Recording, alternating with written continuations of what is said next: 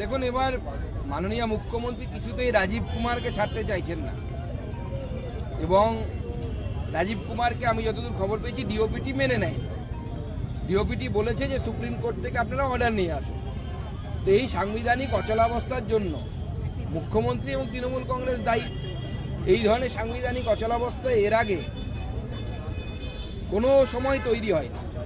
কেন্দ্র এবং রাজ্যের মতানৈক্য নাও হতে পারে, কিন্তু একজন অফিসারকে নিয়ে এত যে পছন্দ কেন, এই ব্যাপারটা আমাদের মাথায় ঢুকছে না।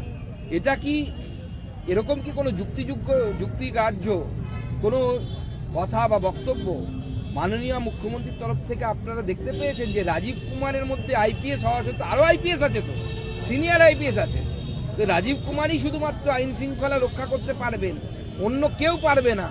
এর কোনো কারণ বা যুক্তিযুক্ত ব্যাখ্যা কিন্তু এখনো পর্যন্ত পশ্চিমবঙ্গের মানুষ পায়নি।